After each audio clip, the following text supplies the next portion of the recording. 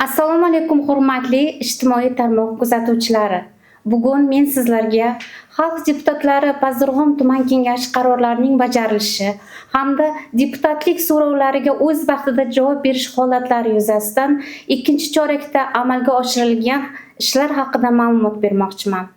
2026-yilning ikkinchi choragi davomida xalq deputatlari Pazdarg'om tuman kengashi tomonidan hududlarni ijtimoiy-iqtisodiy rivojlantirish, aholi muammolarini hal etish hamda ijro intizomini mustahkamlashga qaratilgan tizimli ishlar amalga oshirildi. Hisobot davrida tuman kengashi tomonidan jami 9 ta sessiya o'tkazilib, ushbu sessiyalarda hudud uchun muhim ahamiyatga ega bo'lgan jami 86 ta masala atroflicha ko'rib chiqildi.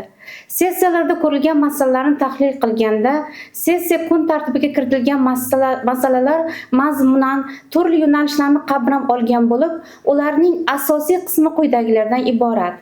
Hisobotlar 33 ta. Mazkur hisobotlar orqali tegishli tashkilot va muassasalar rahbarlarining amalga oshirayotgan ishlari, erishilgan natijalar hamda mavjud muammolarni atroflicha tahlil qilindi. Axborotlar 6 ta.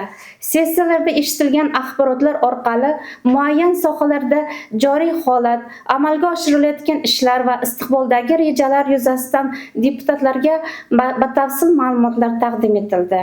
Nazorat tahlil masalalari 4 ta.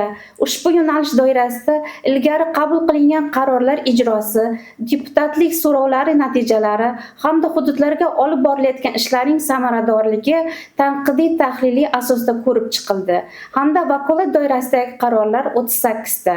O'tkazilgan sessiyalar davomida deputatlar tomonidan ko'tarilgan masalalar, bildirilgan taklif va mulohazalar hududdagi dolzarb muammolarni aniqlash va ularni bartaraf etishda muhim ahamiyat kasb etdi. Ayniqsa ijro intizomini kuchaytirish, tashkilotlar faoliyati ustidan jamoatchilik nazoratini ta'minlash, aholi murojaatlariga tezkorlik bilan munosabat bildirish masalalariga alohida e'tibor qaratildi.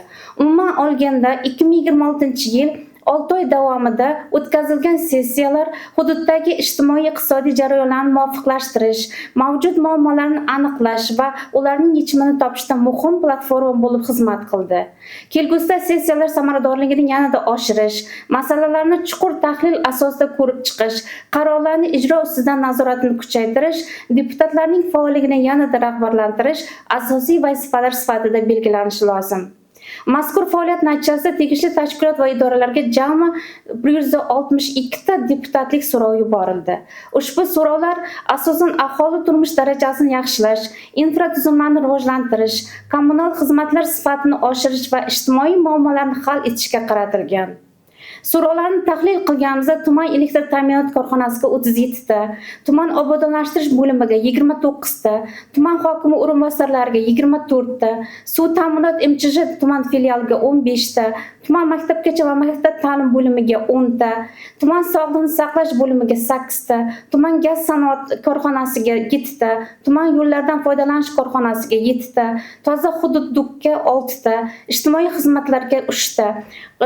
Tahlillarda ko'rinib turibdiki, mazkur yuborilgan deputatlik so'rovlarining asosiy qismi obodonlashtirish, elektr va suv ta'minoti kabi aholi hayoti uchun muhim bo'lgan sohalarga to'g'ri kelmoqda.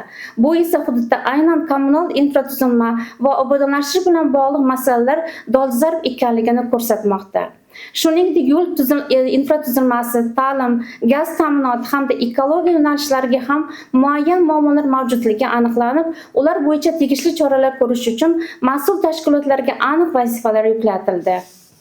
Umuman olganda 2026-yil ikkinchi choragi davomida xalq deputatlari Pazdarg'om tuman kengashi faoliyati hududni ijtimoiy-iqtisodiy rivojlantirish, aholi farovonligini oshirish va davlat boshqaruvi samaradorligini kuchaytirishda muhim ahamiyat kasb etdi. Kelgusida deputatlik faoliyatini yanada kuchaytirish, ijro intizomini mustahkamlash hamda aholi murojaatlariga tezkor va samarali yechim topish ustuvor vazifa bo'lib qolmoqda. E'tiborlaringiz uchun rahmat.